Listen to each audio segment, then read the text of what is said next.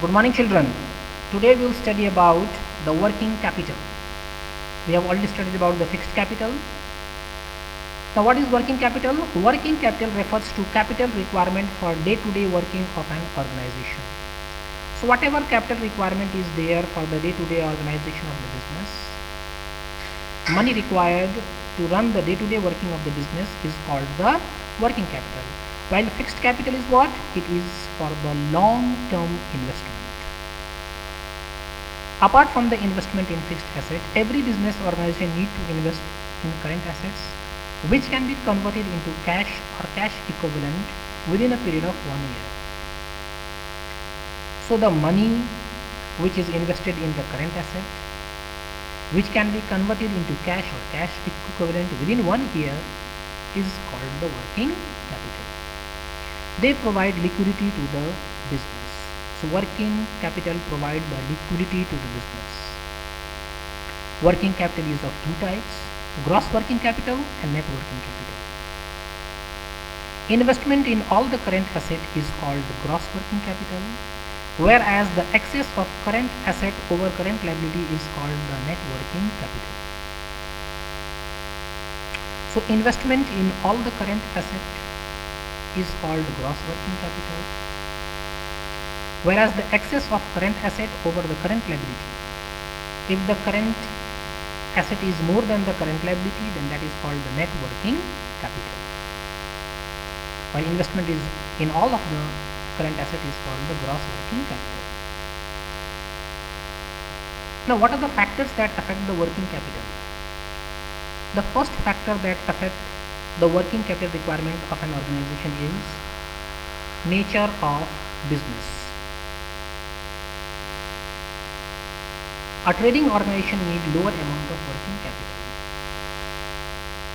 So a trading company, a company which is in the trading business require less working capital, while the manufacturing company require more of the working capital. Second factor is the scale of operation. If the company is very big and operating on a large scale, then more working capital is required, and if the company is small, then less working capital is required. Business cycle. Business cycle,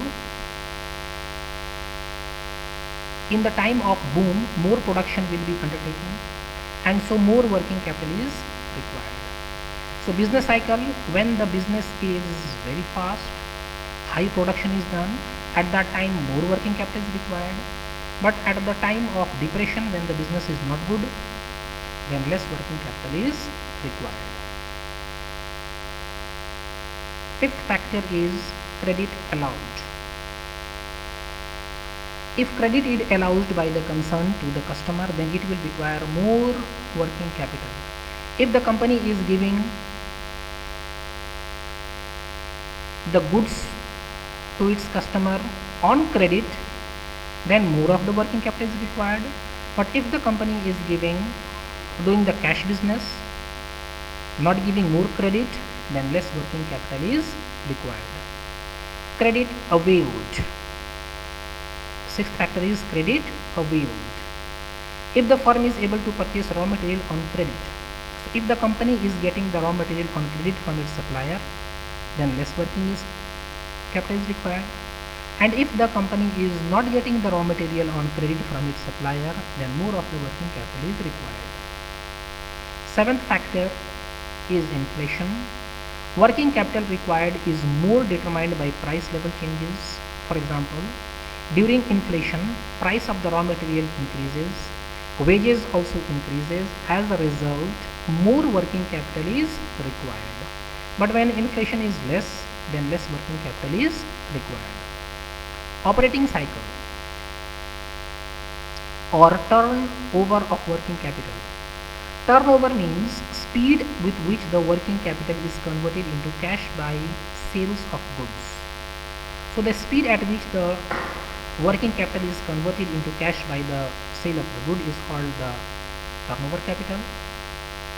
If the operating cycle is speedier, then less working capital is required. But if the operating cycle is less superior, then more working capital is required. By this we have completed the chapter. Thank you.